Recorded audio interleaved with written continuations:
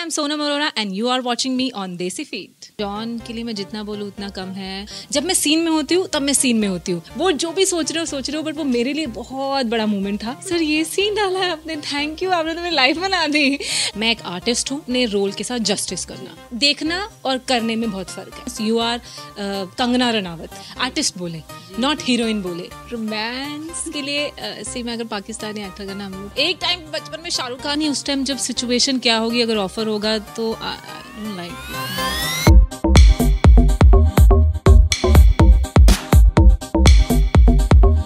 Hey guys, मैं नम्रता। आज मैं आपको जिनसे मिलाऊंगी, आपने उनको अलग अलग प्लेटफॉर्म से अलग किरदारों में काफी प्यार दिया, लेकिन आज उन्हें करीब से जानने का मौका मिला है। मेरे साथ हैं सोनम अरोरा, आपका बहुत बहुत स्वागत है। Hello, thank you. आप बहुत खूबसूरत लग रही हैं। Thank you. तो बाटला हाउस जॉन अब्राहम के साथ दूसरी फिल्म आ रही है आपकी, तो कैसा एक्सपीरियंस रहा और जॉन के साथ काम करने का एक्सपीरियंस कैसा रहा? जॉन के लिए मैं जितना बोलूँ उतना कम है। वो बहुत ही अच्छे हैं। वो तो मैंने इतना नहीं देखा लेकिन he is a very good human being by heart, by soul and बहुत डाउन टू अर्थ है, very cooperative with co actors और सीन में भी बहुत इन्वॉल्व हो जाते हैं एंड वेरी प्रोफेशनल ऑल्सो और डेडिकेटेड भी हैं बहुत ज़्यादा। अच्छा सोनम, एक वो होता है ना कि बड़े एक्टर हैं, उनसे पहली मुलाकात ऐसे थोड़ी नर्वस होते हैं हम, तो उनसे मुलाकात कैसी रही पहली बार?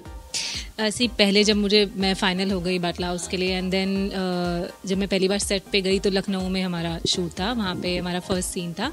तो जैसे ही सेट पर जॉन आए तो उनके साथ उनके बॉडीगार्ड एंड ऑल सब आ रहे थे। मैंने कहा माय गॉड, मैं इनको हाई भी कैसे बोलूँ, मैं वेव भी कैसे करूँ, क्योंकि ऑफकोर्स मैं उनसे कभी मिली नहीं। तो और मैं थोड़ी सी कहने को तो आई एम वेरी एक्सट्रोवर्ट, लेकिन जब ऐसा कुछ सिचुएशन होती है तो आई एम इंट्रोवर्ट। तो फिर मुझे था कि पता नहीं उनको क्या लगेगा कि हाँ भाई बाकी एक्टर की तरह ये भी हाय बोल रही है because I am the John Abraham. लेकिन ये मेरा गलत मैंने सोचा उनके बारे में। एंड देन उसके बाद जब हमारा फिर सीन हुआ एंड सीन में उन्होंने मेरे साथ आई कांटेक्ट था, लिटरली आई कांटेक्ट था। तो उसके बाद उन्होंने जो कंफर्ट जोन था ना उनके साथ, वो बहुत अच्छा था। उस सीन को उन्होंने इतना लाइटली कर दिया, डायलॉग नहीं थे, जस्ट एक्सप्रेशन थे। और एक्सप्रेशन के साथ भी हम दोनों का जो आई कांटेक्ट था वो सीनियर हैं, उन्होंने काफ़ी सारी फिल्म्स करी हुई हैं। उनके कंपेयर में तो मैंने इतना कुछ नहीं किया, लेकिन उनके कॉन्फिडेंस को देखकर मुझ में कॉन्फिडेंस आया। मैंने कहा, पहले उनका क्लोजअप लगा, जब उन्होंने ऐसे कॉन्फिडेंस का देखा तो मैंने कहा अब मेरी बारी है। सो फिर मैंने भी उनको जब लुक दिया। खैर वाइब्स की बात होती है, उनकी वाइब्स इतनी पॉजिटिव है कि उन्होंने मुझे एनकरेज किया उस वाइब्स ने। तो बस अच्छा था। और फिर उसके बाद तो धीरे धीरे जब हम काम करने लगे, उसी दिन फिर फर्स्ट डे भी सर ने मेरे साथ बात की, मैंने साथ पिक्चर क्लिक करवाई एंड देन उन्होंने मुझे बोला, उन्होंने ही बोला सोनम हमारे हॉस्पिटल में बहुत सारे सीन हैं, so it's very important character and important scene also. तो मैंने कहा डोंट वरी सर, अगर आपने मुझे कास्ट किया है तो मैं आपको लेट डाउन नहीं होने दूँगी। तो ये सत्यमेव जयते और बाटला हाउस की बात होगी, उसके अलावा आपको जॉन अब्राहम की कौन सी फिल्म सबसे ज़्यादा पसंद है? मैंने उनकी लास्ट फिल्म एक्चुअली एक ही लास्ट जो देखी थी वो थी शूट एट वडाला। अच्छा। उसमें मुझे वो बहुत सही लगे, बहुत सही। वो जो डॉन का कैरेक्टर था, एकदम गुंडा, और अभी तो मुझे थोड़ी थोड़ी उसका ज़्यादा नई मेमोरी है, उसका थोड़ा थोड़ा सा याद आ रहा है, लेकिन उनकी लास्ट फिल्म मैंने वो देखी थी और मुझे वो सबसे ज़्यादा अच्छी फिल्म लगी थी उनकी। अच्छा, जैसे कि बाटला हाउस की बात हो गई, सत्यमेव जयते की बात हो गई, लेकिन कोई सेट पे कुछ ऐसा इंसिडेंट जो आपको ज़रूर याद हो, कुछ मज़ेदार हो, आप दर्शकों के साथ शेयर करना चाहेंगे? मैं आई एम वेरी बबली और सेट पे ना मैं ज़्यादा ना ऐसे कुछ होकर काम नहीं कर सकती, लेकिन जैसे उदास होकर, भले मेरे सैड सीन हो या मेरे इमोशनल सीन हो, जब मैं सीन में होती हूँ तब मैं सीन में होती हूँ। I am like Sridevi. तो जैसे मैंने सुना है कि वो जब सीन में होती है तो वो सीन में होती है, जैसे पलटती हैं वो एकदम अलग चुलबुली हो जाती थी। सो आई एम लाइक दैट। तो जब सीन में होती थी तो फिर मैं अपना 100% देती थी, मुझे रोना है, मुझे एक्सप्रेशन देने हैं। लेकिन एक सीन था उनके साथ मेरा हॉस्पिटल में एंड वो कुछ न्यूज़ आके मुझे सैड न्यूज़ आकर देते हैं एंड देन मैं शॉक हो जाती हूँ एंड मैं फेंट हो जाती हूँ। सो स्क्रिप्ट में था कि मैं फेंट होंगी अपनी सासू माँ के ऊपर, तो सर ने चेंज कर दिया। सर ने बोला नहीं सोनम अभी फेंट होगी जॉन के ऊपर।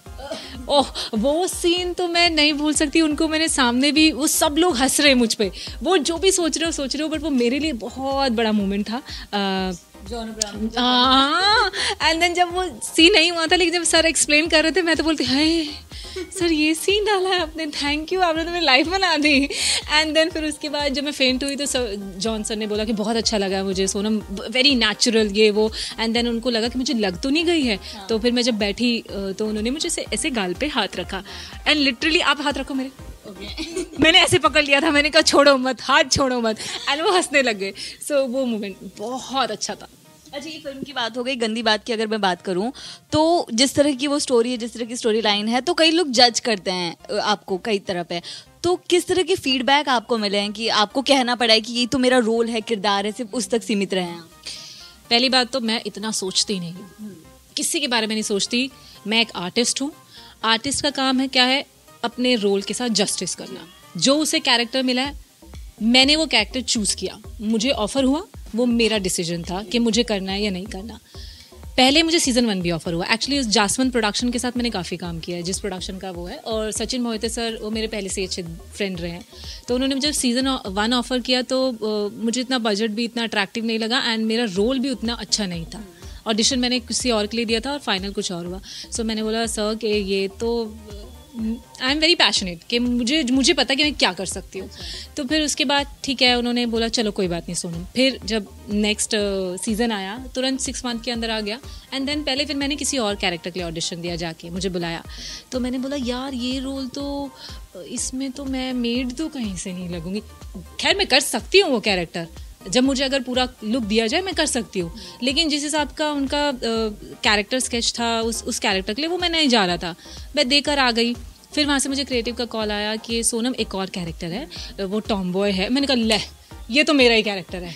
एंड देन उन्होंने जब मुझे स्क्रिप्ट भेजी और मैंने घर में ऑडिशन करके कह रहा एक रेफरेंस ऑडिशन बना के भेजो, मैंने बना के भेजा एकदम टॉम बॉय। और I am from Haryana, actually I am from Delhi, मेरा बॉर्न दिल्ली में हुआ है और मेरी स्कूलिंग पूरी हरियाणा करनाल से हुई है। So I can speak very good Haryanvi. So पूरा जाटों के बीच में रह कर, हाँ। तो फिर मैंने वही एक्सेंट भी पूरा उनको बराबर दिया। फिर जब चैनल पे पहुंचा और एकता कपूर के पास जब पहुंचा, वो तो हर चीज़ में बहुत परफेक्शन ढूंढती हैं। तो फिर उन्होंने फिर सब चीज़ें मेरी देखी। फिर फाइनल लुक टेस्ट के थोड़ा टाइम लगा और उस रोल के लिए मैं एकदम फाइनल हो गई। लेकिन फिर भी मुझे कहीं ना कहीं, क्योंकि सीज़न 1 थोड़ा बोल्ड कंटेंट तो वो था ही, सो मैंने कभी इतना बोल्ड नहीं किया था। खैर मेरा गंदी बात में भी बोल्ड नहीं है, बिल्कुल नहीं। अगर आप देखेंगे तो बिल्कुल हाँ, उसमें मेरा परफॉर्मेंस है। तो फिर उसके बाद जब मैं सेट पर पहुंची एंड देन मुझे हमेशा डर था, क्योंकि स्टोरी लिखी कुछ और होती है, डायरेक्टर मोल्ड कर देते हैं उसको, चीज़ें चेंज कर देते हैं। मैं नर्वस भी हो रही थी, हाय अब इससे ज़्यादा ना हो, हाय अब इससे ज़्यादा ना हो। लेकिन जो सचिन मोहिते सर हैं वो भी इतने अच्छे डायरेक्टर हैं।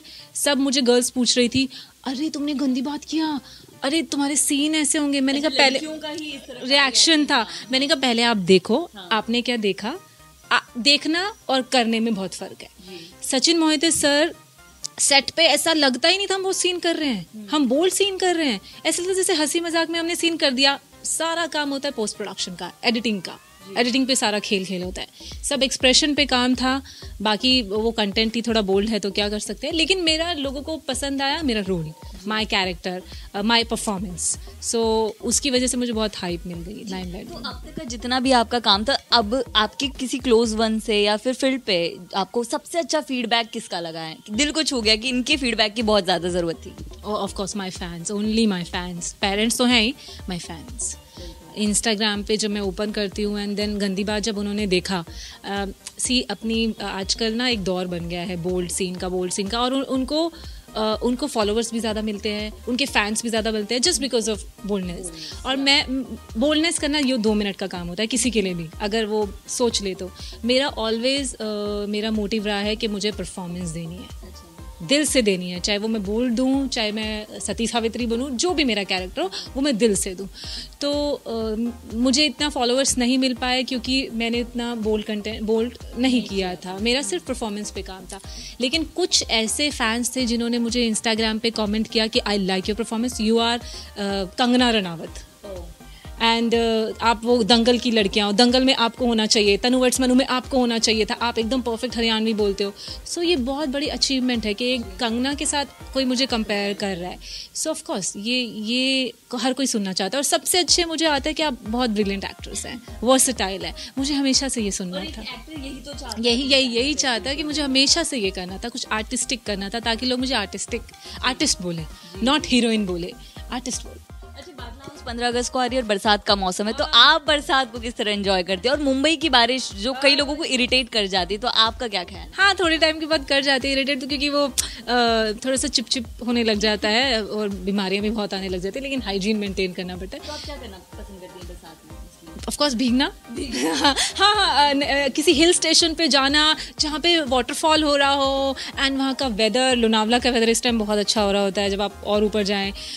और हिल्स मेरे तो, आई लव हिल्स स्टेशंस, वो मेरे बहुत मुझे लगता है कि मैं वहीं की हूँ. तो हाँ, भीगना बहुत अच्छा लगता है. लॉन्ग ड्राइव पे बारिश में बहुत जाना अच्छा लगता है. And it's a romantic season, ये रोमांटिक मौसम है, इसमें तो जितना रोमांस करो उतना कम है. तो रोमांस की बात होगी तो मैं जान लूँ किसके साथ रोमांस करना है आपको? जब कभी कोई मिल जाएगा तो मैं डिक्लेयर कर दूँ. हाँ, सच में? हाँ. अच्छा, किसी बॉलीवुड एक्टर के साथ रोमांस करने का मौका मिले तो कौन होगा वो खुशनसीब? रोमांस तो नहीं, लेकिन कॉमेडी करने का मौका मिले तो मैं डेफिनेटली करूँगी. रणवीर सिंह. कॉमेडी? यस. करना उनके साथ रोमांस के लिए सी मैं अगर पाकिस्तानी एक्टर का नाम लूँ तो फवाद खान. मतलब उन पे तो सबको क्रश है मुझे लग रहा है. जब नहीं मैंने उनका हमसफर देखा था तो तब से बहुत. एक टाइम बचपन में शाहरुख खान थे, जिनकी उनकी लव फिल्म्स देखकर, ऐसी लव स्टोरीज देखकर तो मन होता था कि ऐसा कोई आपका ड्रीम मैन हो, लेकिन now Fawad Khan. Okay, lastly Indian television का सबसे कंट्रोवर्शियल शो बिग बॉस 13 आ रहा है, तो बिग बॉस अगर आपको मौका मिले तो आप जाना चाहेंगी? मैंने ना बिग बॉस का सिर्फ आई थिंक 2-3 सीजन ही देखे हैं, उसके बाद मैंने नहीं देखा. पता नहीं उस टाइम जब सिचुएशन क्या होगी, अगर ऑफर होगा तो आई डोंट लाइक इतना. ठीक है, अच्छा है, लोगों को फेम भी मिला उससे, बट आई एम थोड़े आई एम 50-50 उसके लिए, हाँ या ना के लिए. ओके, तो हमने कई सारी चीज़ों पे बात करी. लास्टली दर्शकों को बता दे और क्या कुछ नया लेकर आ रही हैं? अभी मैंने वैसे तो काफ़ी सारे प्रोजेक्ट मुझे कॉल आ रहे हैं अच्छे प्रोजेक्ट्स के लिए, लेकिन अभी मैं चूज़ करना चाहती हूँ तो कुछ अच्छी स्क्रिप्ट, जैसे गंदी बात किया लोगों को अच्छा लगा, फिर बाटला हाउस करूँ, वो भी आई एम श्योर लोगों को अच्छा लगेगा. एंड नाउ आई वांट कि कुछ हटके स्क्रिप्ट हो, हटके कोई कैरेक्टर हो, कि कुछ नया सोनम का देखने को मिले, ताकि अब लोग मुझे किसी और के साथ कंपेयर ना करें, यही कहे कि 10 सोनम अरोड़ा तो यही है बस, no Kangana, no Ranveer, nothing. आपको बहुत बहुत शुभकामनाएं, धन्यवाद हमसे बात करने के.